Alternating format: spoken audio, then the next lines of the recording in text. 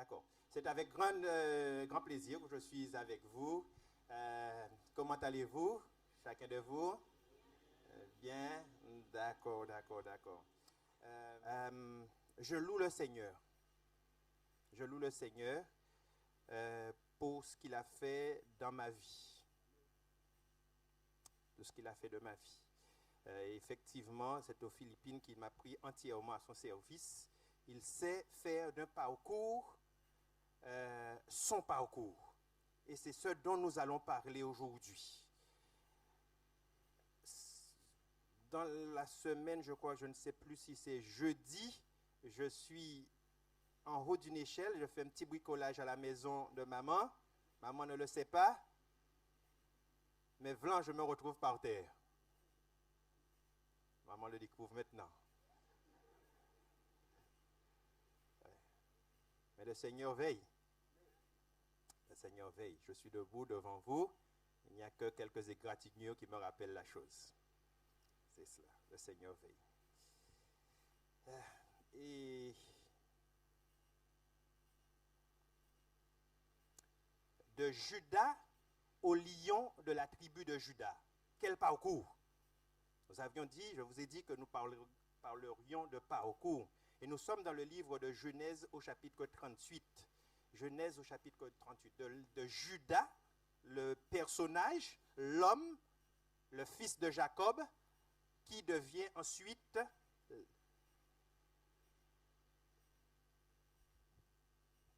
parcours qui se terminera ensuite par Jésus, le lion de la tribu de Judas. Prions ensemble. Éternel notre Dieu, nous te remercions pour ta puissance dans la vie de celui qui se soumet à toi. Il n'y ait pas de difficulté, il n'y ait pas de challenge. Et personne n'est jamais tombé trop bas pour que tu n'arrives à ton résultat avec lui dans sa vie. Ton Église n'est pas en reste. Tu arriveras à tes fins. Elle sera au rendez-vous. Merci de nous bénir et de nous enseigner ce matin au nom de Jésus et pour ta gloire. Amen.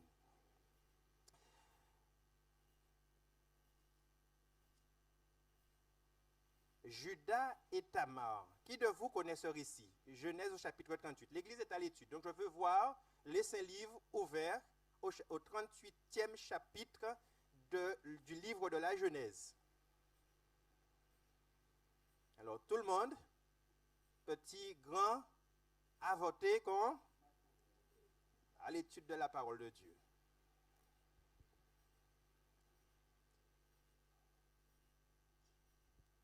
Je vous laisse couvrir les 30 versets de ce chapitre.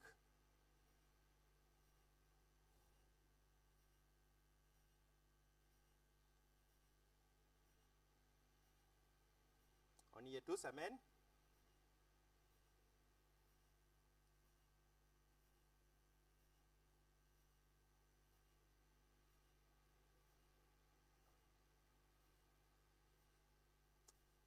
D'accord, puisque tout le monde y est. Qui connaît cette histoire? Est-ce que cela nous est familier? Oui? Je m'adresse à des étudiants de la Bible, c'est ça? D'accord.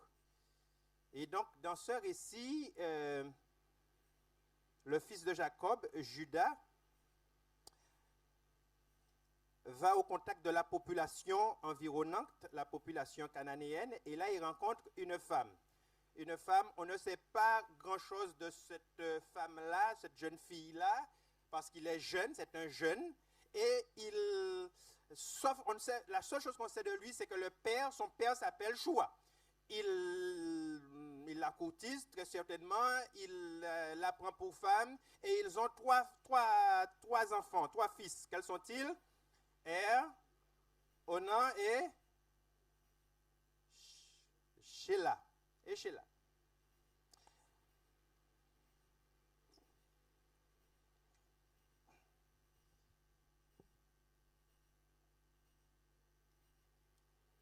Il prend pour femme à son fils, il lui prend pour femme une certaine Tamar. Meurt, et alors, selon la loi lévitique, son frère, Onan, prend le relais, mais alors Onan meurt. Et alors Judas a peur. La loi lévitique veut que Shula prenne le relais, mais et alors il est en suspens. Mais Tamar, elle, retournée chez la maison de son père, attend. Parce qu'elle sait que normalement, il lui avait dit, attends, quand mon plus jeune fils sera grand, lui viendra susciter une progéniture, une postérité à son frère. Et alors, rien ne vient, mais alors Tamar met en place un subterfuge. Elle s'habille elle se fait aguichante en tout cas, et alors qu'elle sait que l'épouse de son beau-père, Judas, est morte, elle se met sur le chemin, et là, Judas tombe dans le panneau, va vers elle, et de là, il y a des jumeaux qui naissent de cette union. Nous parlons de parcours, quel parcours? Et Judas, ce Judas-là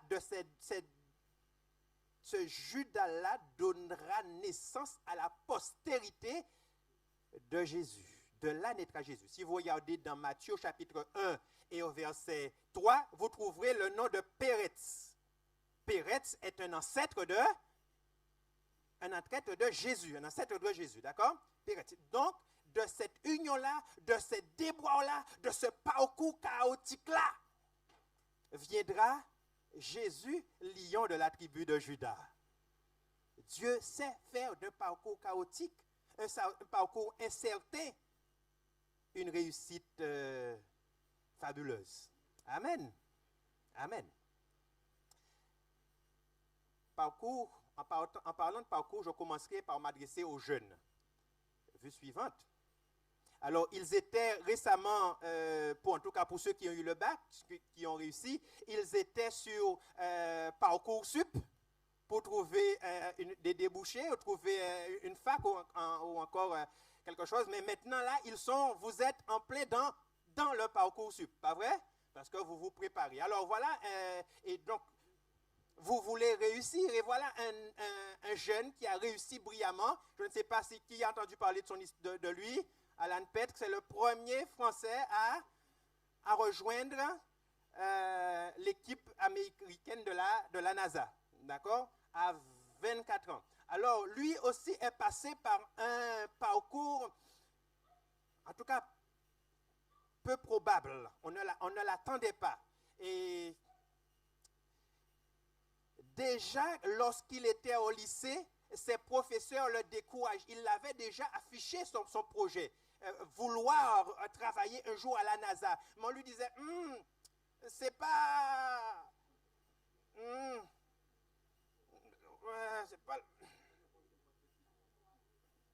c'est ça. Mais malgré ça, il soutient, il continue, il bac en poche. Alors, déjà découragé par ses professeurs, bac en poche, il va, alors on peut aller à la vue, passer à la vue suivante s'il te plaît, merci. Suivante s'il te plaît. Il commence un DUT en gestion des administrations et des entreprises. Il passe 1 an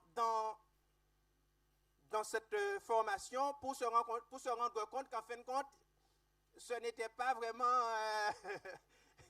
il a déjà perdu 1 an. Il recommence maintenant un DUT en génie thermique et énergétique. Il le finit, mais il doit travailler en même temps parce qu'il n'est pas né avec une cuillère dorée dans la bouche. Ses parents n'ont pas les moyens. Il travaille d'ailleurs en passant chez le fameux Hugo Boss. D'accord? Il termine son DUT. Il rejoint l'école d'ingénieurs. D'ailleurs, il va travailler chez Ariane, d'ailleurs, et à la fin de cette formation, diplôme d'ingénieur en poche, il postule à la NASA. Et là, à 24 ans, premier Français à rejoindre la NASA. Est-ce que cela a été juste fluide, juste facile? Et donc, je vous dirai, chers jeunes, je m'adresse à vous, l'essentiel, c'est d'y arriver. Il ne faut jamais s'arrêter. Il faut croire, viser l'objectif. Et même s'il y a des petits accidents de parcours, il faut continuer. Amen. Et Dieu, et en parlant de parcours, Dieu est fait de la même chose. Et même si notre parcours n'est pas ce que nous souhaiterions, si nous pensons ne pas être sur la bonne lancée, s'il y a des petites erreurs de parcours, Dieu s'arrange pour arriver tout droit à l'objectif avec nous. Amen. Et nous verrons que le Saint-Esprit, c'est son business. Faire des parcours chaotiques, un parcours à succès.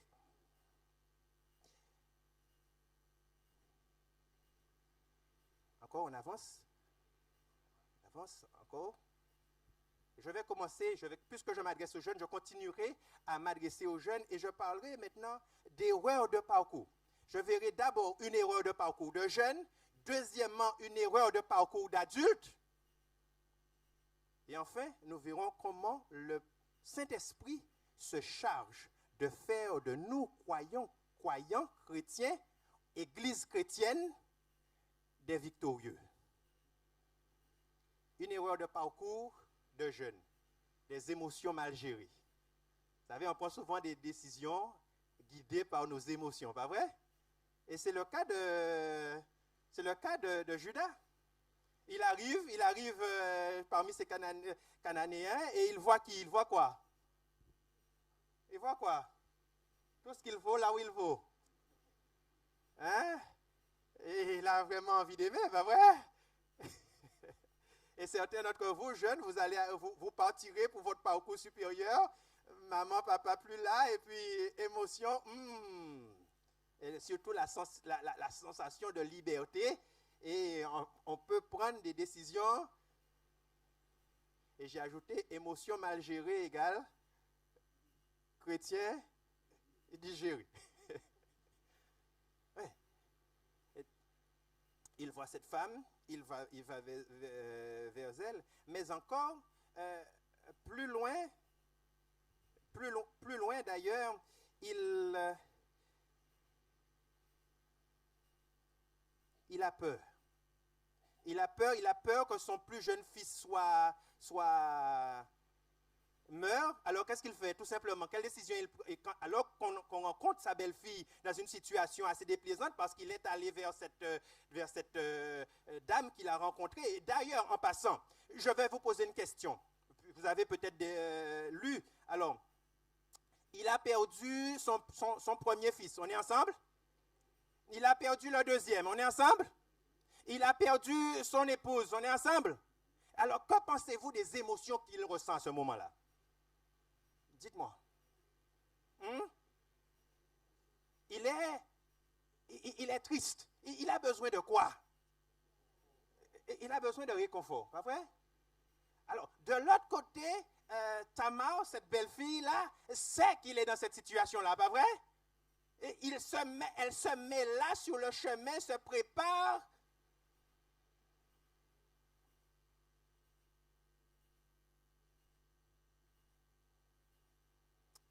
Le diable sait ce dont nous avons besoin. Il sait l'émotion que nous ressentons, pas vrai? Et il prépare le plan correspondant à l'émotion. Pas vrai? Eh oui, elle-même, elle s'est préparée. Alors, je dis, sachons gérer nos émotions. La colère, que ce soit la colère, que ce soit la tristesse, que ce soit la peur. Parce que ceci nous emmène à des erreurs de parcours, émotions mal gérées. Et je disais plus tard, quand lui s'est retrouvé en situation de peur, de perdre son troisième fils, et qu'on lui dit que sa belle-fille est dans cette situation-là, qu'elle s'est prostituée, qu'elle est même enceinte, qu'est-ce qu'il dit? Lapidez-la. Simplement, ça va m'enlever ce problème-là, pas vrai? Des décisions prises par de mauvaises émotions.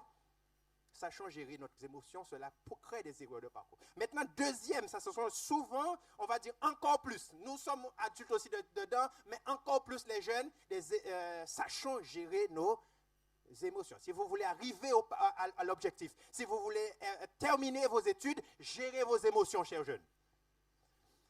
2. Maintenant, nous nous arrêtons à des erreurs de parcours d'adultes. Manquer, faillir à avoir un projet conséquent pour nos jeunes. Bien sûr, en matière académique, nous préparons, nous voulons que tout le monde ait un bagage parce que nous on travaille, pas vrai?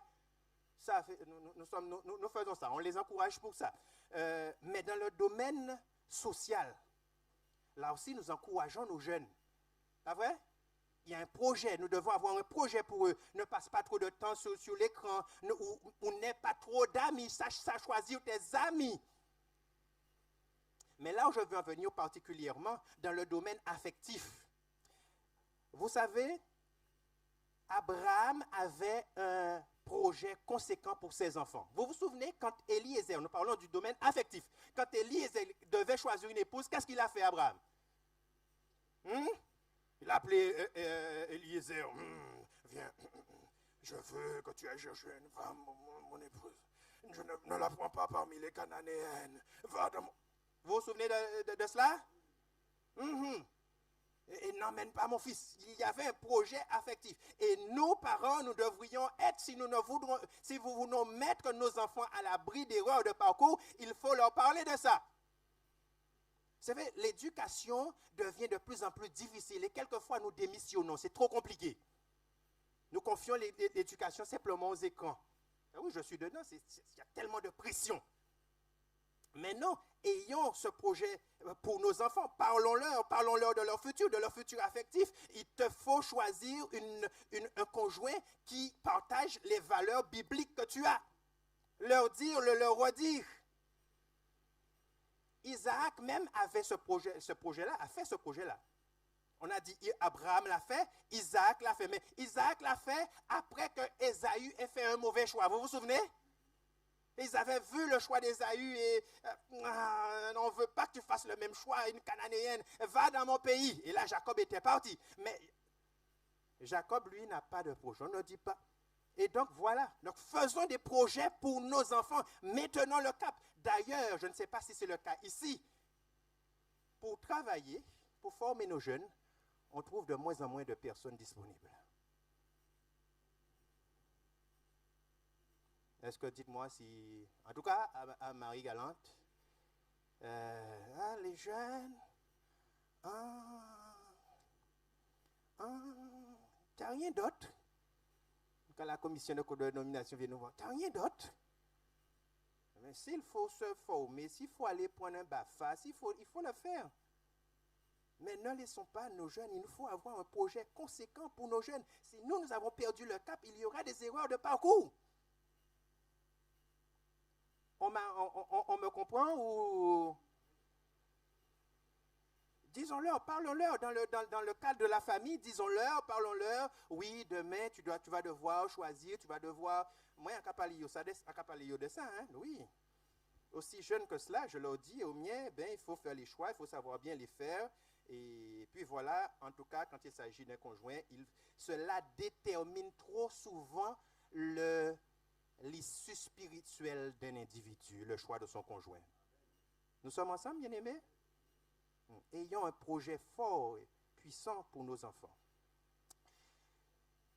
Le troisième point, maintenant je vous disais que le Saint-Esprit se charge et est garant de l'issue victorieuse du parcours de chrétiens, de croyants que nous sommes en tant que chrétiens croyants et en tant qu'Église.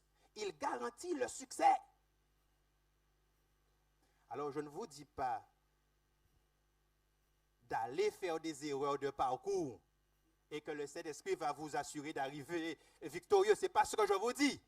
Mais je suis en train de dire que quand il y a erreur de parcours accidentelle, Dieu prend le relais. Amen. Alors revenons sur le récit qui est le nôtre. Alors on a dit que Judas avec ce parcours-là. Hein. Il est allé après une prostituée, il a voulu lapider sa belle-fille, mais après tous ces déboires-là, on a dit qu'il se retrouve comme ancêtre de Jésus. Parcours chaotique qui devient parcours à succès. Mais regardez Tamar. Regardez avec moi Tamar. Tamar est l'une des 4 femmes qui étaient très peu probables dans la lignée de Jésus.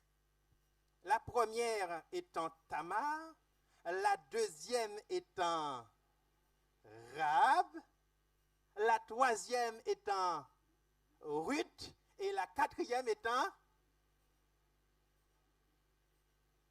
Bathsheba. Rien ne les destinait, ne les faisait méritants en quoi que ce soit d'être dans la valeureuse lignée de Jésus. Maintenant, allons sur Péretz. Péretz est l'un des... Péretz et son frère, comment s'appelait son frère? Dites-moi, verset 30.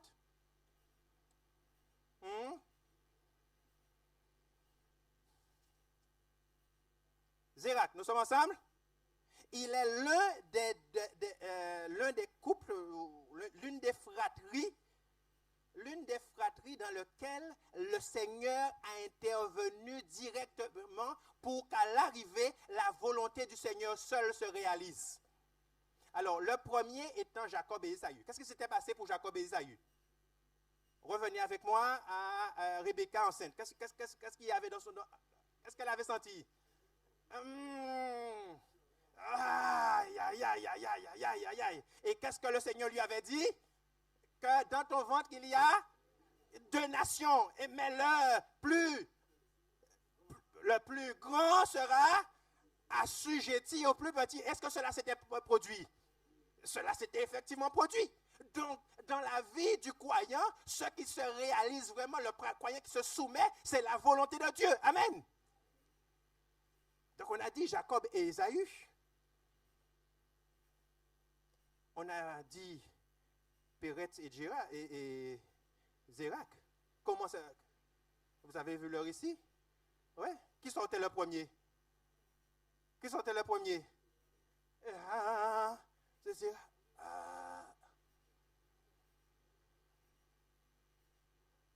Il sortait déjà le premier, ben ouais. Et la sage-femme, comme nous, elle a voulu faire son travail avec beaucoup de soin. Voilà le premier, parce que vous savez, le droit d'aîné, c'était quelque chose, d'accord? Donc il ne fallait pas se tromper.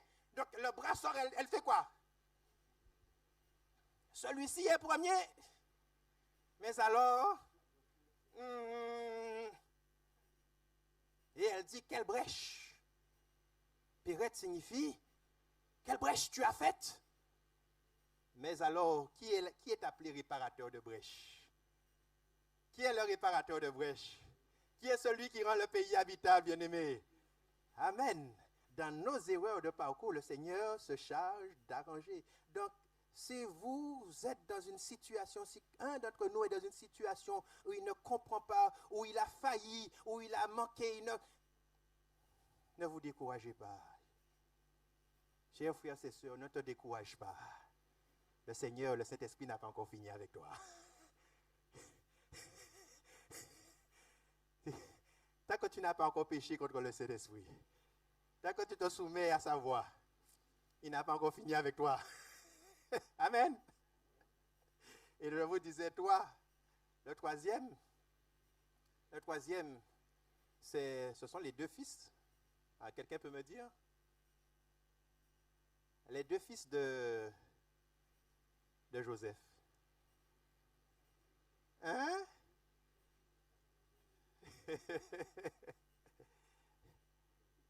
Failli me Manassé. Pas vrai? Eh oui. Et quand Jacob mourant a fait, Joseph vient avec ses 2. Oh, papa, viens pour bénir, maman.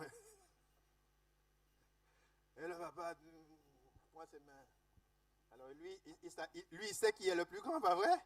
Et nous avons nos certitudes, nous savons où nous voulons, nous savons tout bité en nous bien rangé. Mais il faut laisser Dieu déranger nos programmes pour que son programme se réalise. Et nous nous sentons incapables, nous nous sentons impuissants, nous nous sentons... Mais et le programme du Seigneur dans ma vie? Alors il arrive, il monte, il met bien la main du plus grand, la tête du plus grand sur le plus petit, sur la main droite de son papa. Mais le papa...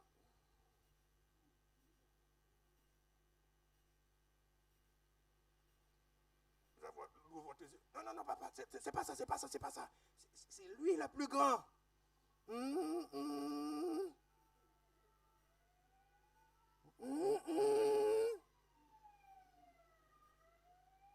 Et si vous regardez dans les tribus, dans le livre de l'Apocalypse, vous verrez que le dessein de l'Éternel seul s'est réalisé. D'accord? Le Saint-Esprit se charge. Nous sommes à la vue, à la descente. Mais là où je veux m'arrêter avec vous, toujours au chapitre 38, au verset 13 et 14. Alors, on va se focaliser en terminant sur les versets 13 et 14.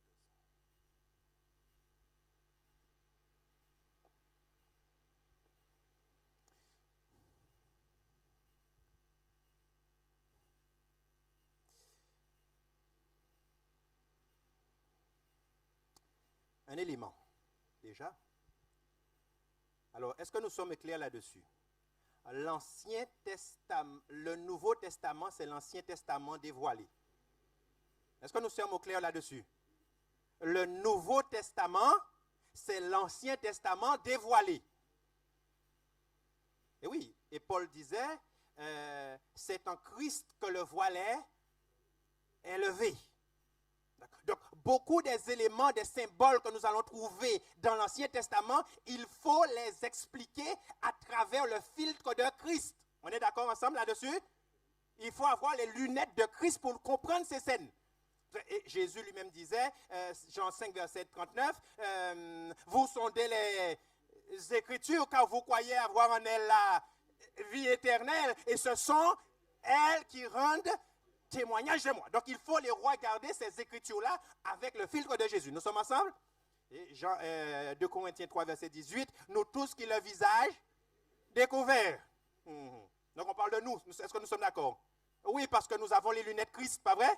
Le voile, c'est un Christ qui l'a ôté. Bien, alors nous allons regarder cet élément-là à la lumière de Christ. Et alors, il nous faudra comprendre. Il nous faudra voir dans Judas, il nous faudra voir le Christ. Dans Judas, il nous faudra voir le Christ. Et dans la prostituée, il nous faudra voir l'Église chrétienne. Alors beaucoup d'entre vous se... Oh, la femme prostituée? Non? Est-ce qu'elle est prostituée? Est-ce qu'elle est prostituée? Alors, l'Église chrétienne, c'est vrai qu'elle a certains déboires. On disait tradition, nous avons aussi nos traditions. D'accord? Mais elle n'est pas prostituée dans son essence, dans sa doctrine, pas vrai? Donc, c'est une prostitution de situation occasionnelle, étant dans le monde dans lequel elle vit, elle fait des petits compromis, merci pour le terme, mais elle n'est pas prostituée dans son de nature, d'accord? Nous sommes ensemble là-dessus? Et c'est le cas pour Tamar. Est-ce qu'elle était prostituée en fin de compte? Elle était prostituée à cause de quoi? Des circonstances, de la situation. Elle avait attendu, elle s'était permise, et certains d'entre nous, nous nous permettons à cause de certaines situations.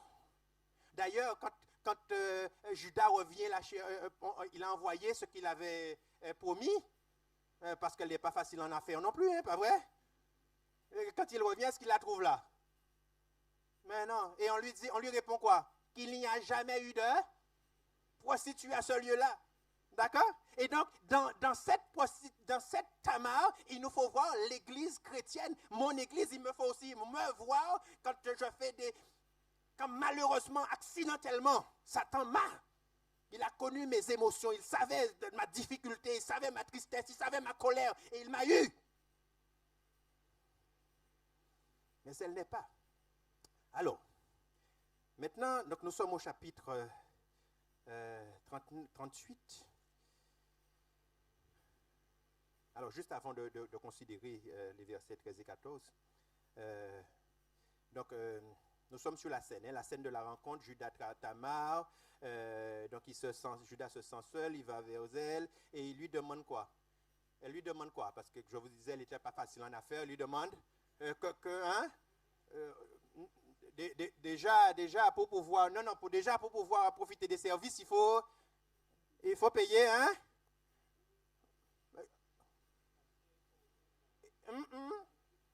Pour pouvoir profiter des services, il faut payer. Il faut payer un chevreau. Est-ce que Judas a le chevreau là? Il n'a pas le chevreau. D'accord? Et alors, Judas pose une question. Alors, nous sommes au verset 17. Venez avec moi, s'il vous plaît. 38, verset 17. Tout le monde est avec moi. L'église est à l'étude. Il répondit, je t'enverrai un chevreau de mon troupeau. Elle dit, me donneras-tu un gage jusqu'à ce que tu me l'envoies? Verset 18, il répondit, quel gage te donnerai-je?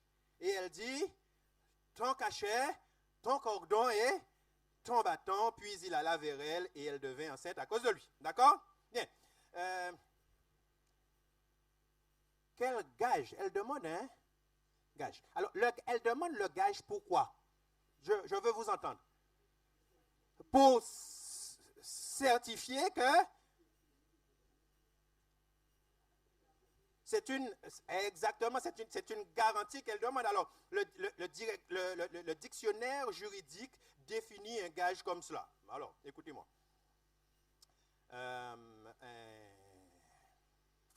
gage est un contrat par lequel une personne remet à son créancier un objet mobilier ou une valeur pour assurer l'exécution de ses engagements. D'accord? C'est bon? On est ensemble? Donc, en passant, en prêter 500 € côté Eric, on a dit, bon, mais Eric, pour être sûr que je vais te rembourser ton argent, en kebab, on petit bœuf en moins. Il y a un qui reprend petit bœuf en moins, là, quand je t'aurai remboursé. Mais bien en passant, mais Eric est bien embêté avec le petit bœuf parce qu'il n'a pas le temps d'attacher le petit bœuf, il va tout le temps en mer. Bon, bref. Mais enfin, c'est ça le gage, pas vrai? Pour assurer qu'il va réaliser ses obligations, ses engagements. Nous sommes ensemble sur la question, d'accord? Maintenant, quelle promesse Christ a fait à son Église? Je reviendrai. Je vais la purifier par le baptême. Je vais la sanctifier par la parole. Pas vrai? Et je la ferai paraître glorieuse, sans tache ni ride. Voilà la promesse que le Seigneur nous a faite. C'est vrai ou c'est pas vrai? Et alors, notez bien, c'est Judas qui dit, parce qu'elle a dit, qu'est-ce qu'il me dit? Donne-moi un gage. Et Judas demande. Judas lui-même demande, mais quel gage te donneras-tu? C'est-à-dire que le gage doit être quelque chose de vraiment engageant par lequel tu seras sûr, toi tu seras sûr que je vais réaliser ma promesse. C'est vrai ou c'est pas vrai? Puisque c'est toi, je t'ai demandé quel gage. Donc une fois que tu auras ceci, tu seras sûr que je vais le faire, le réaliser. D'accord? Bien. Allons avec moi dans Éphésiens chapitre 1. Versets 13 et 14. C'est le texte que mon cher Emmanuel nous a lu.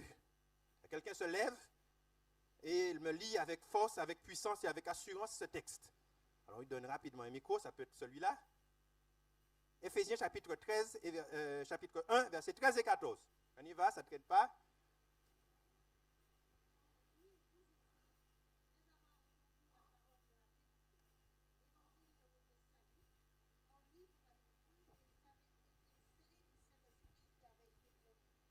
Lequel est un gage pour notre héritage, pour la rédemption de ceux que Dieu s'est acquis à la louange de sa gloire.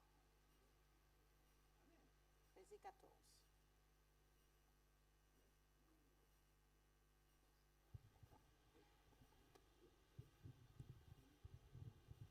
Allô? Oui, merci. Alors, nous revenons sur le texte. Alors, nous qui avons cru.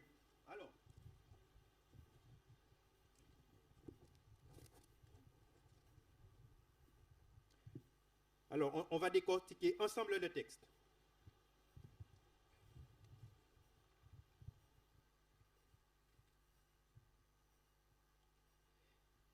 En lui, vous aussi, après avoir entendu quoi? La parole de la... Alors, est-ce qu'on parle de nous? C'est nous, c'est pas nous? C'est nous, d'accord? Très bien. La parole de la vérité, l'évangile de votre salut. En lui, vous avez... Est-ce que c'est nous? C'est nous, d'accord? Bien, donc je vous disais que c'était l'église chrétienne. Vous avez cru et vous avez été scellés du Saint-Esprit qui avait été promis. Lequel est quoi? Oh. Ce Saint-Esprit-là est un gage de notre héritage pour la rédemption de ceux que Dieu s'est Dieu s'est acquis à la louange de sa gloire. Quand vous regardez le mot gage qu'on a trouvé dans Genèse 38 au verset 18, le mot gage, quand il est traduit dans la Septuagint, alors ce mot-là dans Genèse, c'est un mot qui est normalement de l'hébreu. D'accord? Nous sommes ensemble rapidement, je sais qu'il est déjà tard. La Septuagint, c'est l'Ancien Testament traduit en grec. D'accord? Bien. Quand on regarde ce mot donc en grec, dans la Septuagint, on se rend compte que c'est le même mot qu'on retrouve dans Éphésiens au chapitre 1, verset 18, le mot arabon. C'est le même mot. Donc, quand Tamar demande ce gage, c'est l'église chrétienne qui reçoit le même gage. Une assurance, une garantie que Dieu va assurer, va réaliser sa promesse dans nos vies.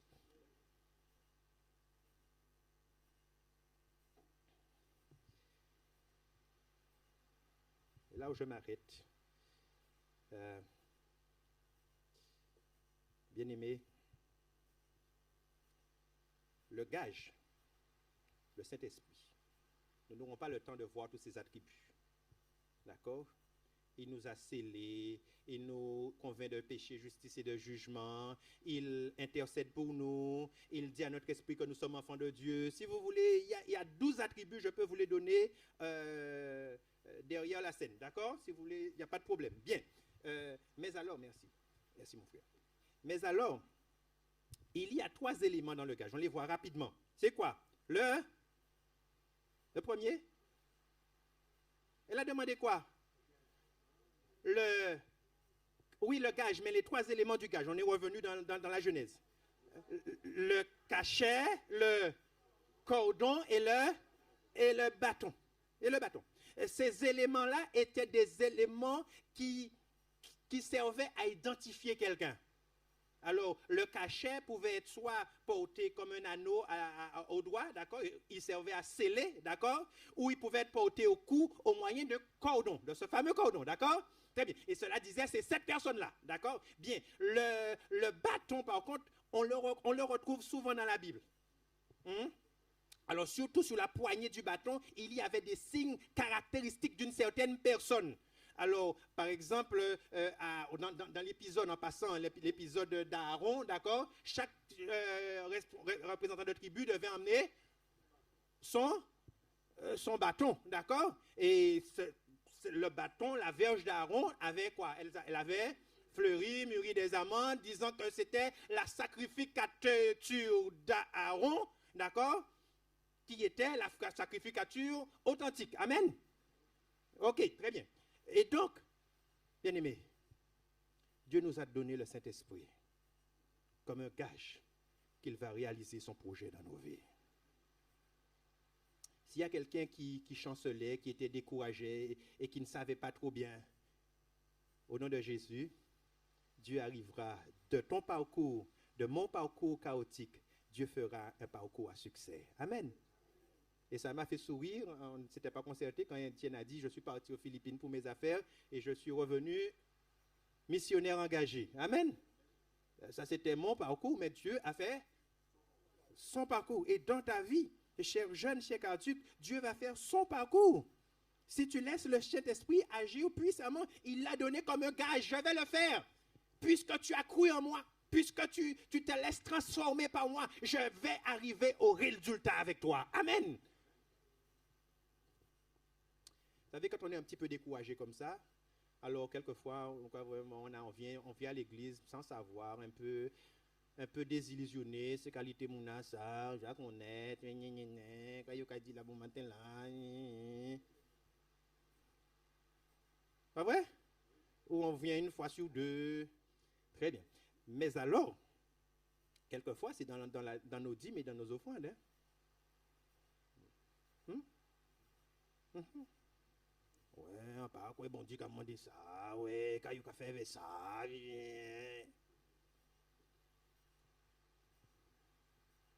pas quoi, dans biti ayo là, ça encore. Au nom de Jésus, de ton parcours chaotique, de tes difficultés, le Seigneur s'est engagé à te sauver. Que le peuple de Dieu se lève, que nous nous réunissions, que nous nous attachions les uns aux autres et au Maître, et que nous prêchions avec force et puissance celui qui s'est engagé à faire de nous une église victorieuse, une église gagnante, une église sanctifiée. Que Dieu nous bénisse. Amen.